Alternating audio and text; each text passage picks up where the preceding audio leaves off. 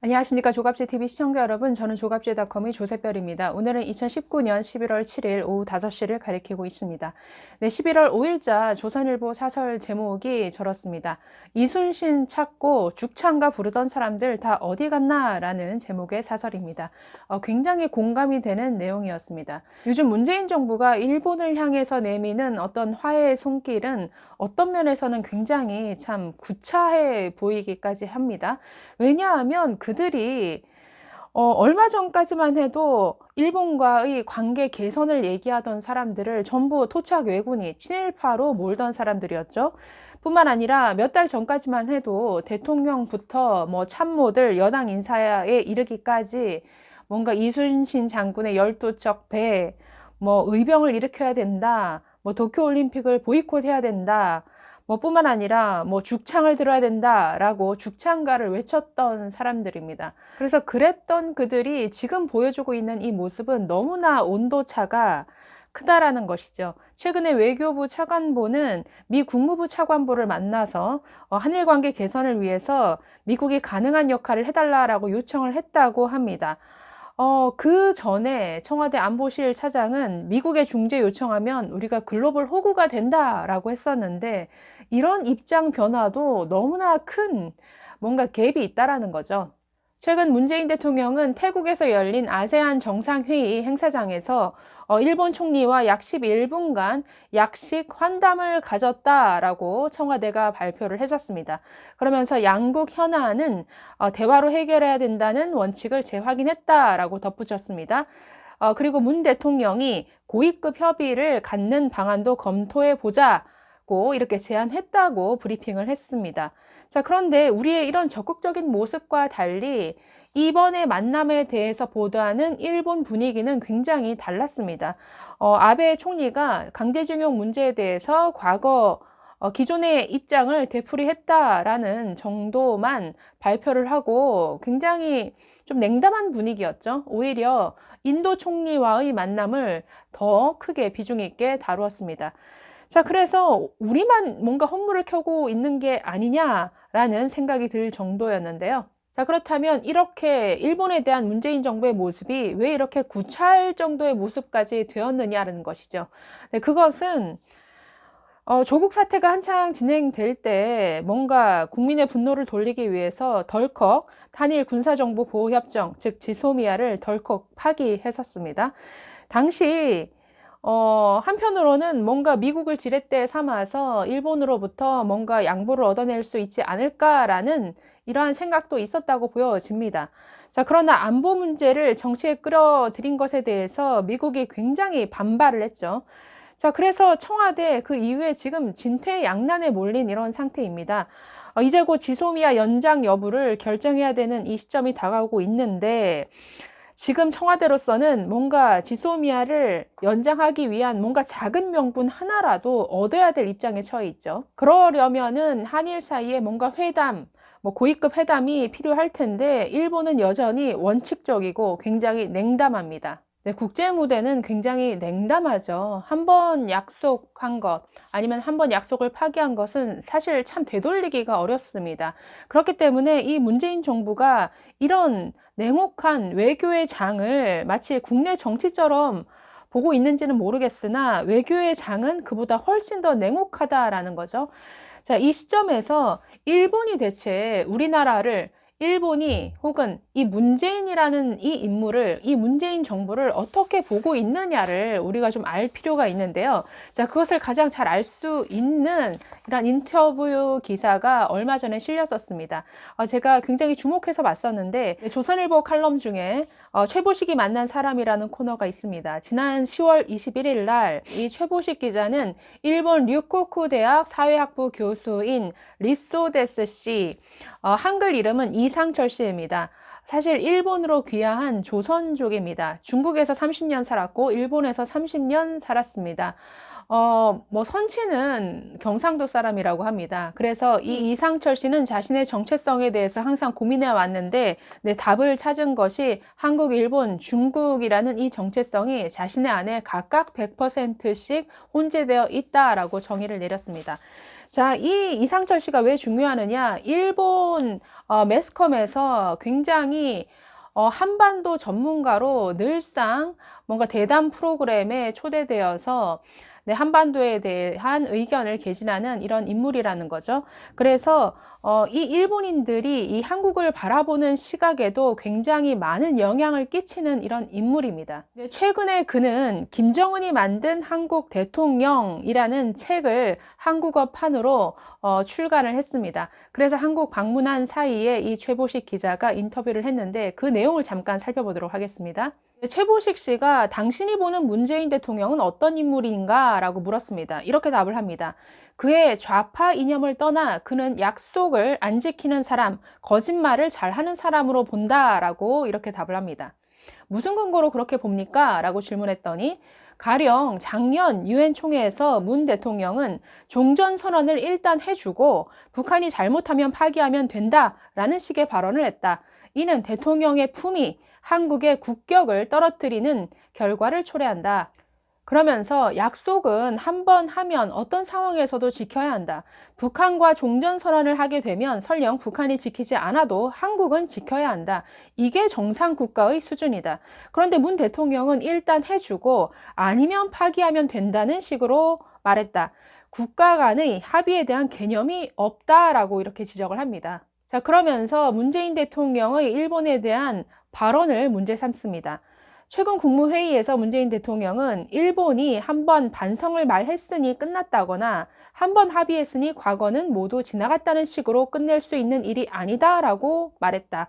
합의는 한 번 하는 것이지 두 번, 세 번 하는 합의는 합의라고 할 수 없다라고 네, 이렇게 지적을 했습니다. 즉, 이 이상철 씨가 또는 이 이상철 씨로 대표되는 일본인들이 이 문재인 정부를 어떻게 바라보느냐 여기서 드러나죠.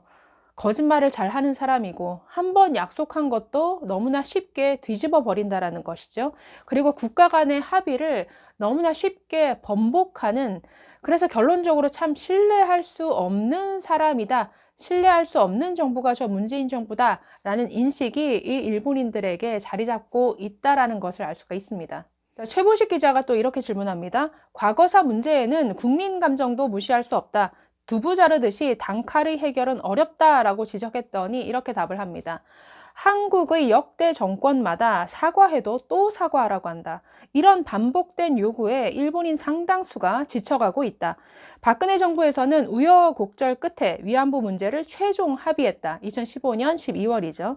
일본 정부가 사과해야 한다라고 해서 화해치유재단에 정부 예산 10억 엔을 출연했다. 하지만 문재인 정권 들어와서 다시 원점으로 돌려놓았다. 이에 최 기자가 일본 정부의 진심 어린 사과와 배상을 요구하는데 라고 했더니 이렇게 말합니다. 돈이라면 이미 박근혜 정부에서 합의했다. 사과를 또 해달라는데 설령 하더라도 그게 진심인지 아닌지를 어떻게 알겠나? 저는 이 대목에서 굉장히 공감을 합니다. 우리는 글쎄요, 일본에 대해서 굉장히 사과가 미흡하다, 뭔가 진심 어린 사과가 필요하다라고 얘기를 합니다. 그러나 글쎄요, 인터넷에서 위키디피아를 통해서만 찾아보더라도 일본 총리 또는 일본 천황 등 일본이 공식적인 자리에서 한국의 여러 과거사 문제에 대해서 사과를 표명한 건수가 약 40건이 검색이 됩니다. 사과를 안 한 게 아니라는 거죠. 그러니까 진심 어린 사과를 요구를 하는데요. 글쎄요, 어떤 사과가 진심 어린 사과일까요? 굉장히 막연하죠. 예를 들어서 누군가 진심 어린 사랑을 고백한다라고 합시다. 나는 너를 이만큼 사랑해. 아니야, 나는 너를 저 하늘과 땅만큼, 우주만큼 사랑해. 라고 이렇게 말을 한다라고 했을 때 글쎄요, 어느 게 더 진심 어린 사랑이다 라고 측정할 수 있습니까? 말로써 되는 게 아니죠. 글쎄요, 사랑의 깊이, 그 사람의 사랑의 진실성이라는 것은 그 사람이 하는 행동을 보면 사실 답이 나오는 것이죠. 일본의 사과가 진심 어리냐, 진심 어리지 않느냐. 지난 60년 이후에 일본과 우리와의 관계는 글쎄요, 경제적인 측면에서 보면 굉장히 서로에게 도움이 되는, 서로가 윈윈하는 관계로 참 발전시켜온 이런 관계였습니다. 네, 박근혜 정부 때의 위안부 합의와 관련해서 당시 일본 총리가 어떻게 사과했는지 한번 들려드리겠습니다. 2015년 12월 28일 날 박근혜 정부가 위안부 문제와 관련해서 한일 양국 정부 간의 합의가 이루어졌다라고 발표합니다. 자, 그래서 양국의 외교부 수장들 공동 기자 발표문을 읽습니다. 여기에 아베 총리의 사죄문이 이렇게 담겨 있었습니다. 자, 내용은 이랬습니다. 아베 내각 총리 대신은 일본국 내각 총리 대신으로서 다시 한번 위안부로서 많은 고통을 겪고 심신에 걸쳐 치유하기 어려운 상처를 입은 모든 분들에게 마음으로부터 사죄와 반성의 마음을 표명한다라고 이렇게 표현을 했습니다. 또 양국 외상 공동 성명에는 이런 내용이 들어가 있습니다. 이번 발표를 통해 동 문제가 최종적 및 불가역적으로 해결될 것임을 확인한다. 또한 일본 정부는 한국 정부와 함께 향후 유엔 등 국제사회에서 동 문제에 대해 상호 비난, 비판하는 것을 자제한다. 라고 이렇게 합의문을 발표했습니다. 자, 그래서 이 합의를 바탕으로 10억 엔을 일본 정부가 출연해서 화해치유재단이 설립이 되었죠. 2016년 7월에 출범이 됐습니다. 사실 그 이전에도 위안부 문제와 관련해서 아시안 여성 기금이 조성이 되었죠. 95년경에 당시 민간 기금으로 조성이 됐습니다. 자, 그런데 사실 2015년 합의도 아시안 여성 기금이 민간 기금이기 때문에 이것은 안 된다. 일본의 정부 예산이 들어간 기금이 조성이 돼야 된다. 그래서 뭔가 일본 정부 차원에서의 배상을 한 것처럼 뭔가 이런 결과가 나와야 된다라고 우리 측에서 끊임없이 요구한 결과 2015년에 이런 합의가 나온 것이었습니다. 사실 당시 아베 총리 일본 내에서 굉장히 많은 비판을 받았죠. 왜냐하면 일종의 배상으로 해석될 여지가 있기 때문에 국가 예산이 들어가게 되니까 당시 일본 내부의 어떤 보수층에서 굉장한 반발이 있었으나 이것을 각오하고서 내린 결정이었습니다. 그런데 이것을 문재인 정부 들어서 완전히 파기를 해버린 것이죠. 네, 이상철 씨의 의견 조금만 더 듣겠습니다. 자, 최보식 기자 이렇게 질문합니다. 이제 위안부 할머니는 몇 명 남지 않았다. 사과 표시에 그렇게 인색해야 하나? 이렇게 답합니다. 한국은 하나를 얻고 나면 또 다른 것을 요구한다는 인상을 줬다. 작년 말 한국 대법원의 징용 노동자 판결은 1965년 한일협정을 뒤집었다. 샌프란시스코 조약 이후로 형성된 세계 질서를 한국이 허물고 있는 것이다. 자, 최보식 기자 또 이렇게 질문합니다. 문재인 정권에서 문제를 촉발했다 해도 일본이 어떻게 하느냐에 따라 원만한 관계로 끌고 갈 수 있다. 하지만 아베 정권은 기다렸다는 듯이 수출 규제 조치로 맞받았다. 이건 아니죠.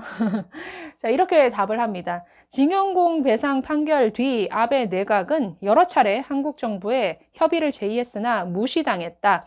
일본의 맞대응 조치는 수출 품목을 관리하겠다고 했을 뿐인데 한국의 여당은 일본의 보복은 단순한 경제전쟁이 아니라 사실상의 경제 침략이니 의병을 일으켜야 한다라고 가세했다. 그런데 지금 와서 문재인 대통령이 미래지향적 관계를 위해 일본은 외교의 장에 나오라라고 한다. 그의 말은 항상 공허하고 구체성이 떨어진다. 같은 상황에서 어제 했던 말과 정반대 말을 오늘 한다. 네, 굉장히 전국을 찌르고 있네요.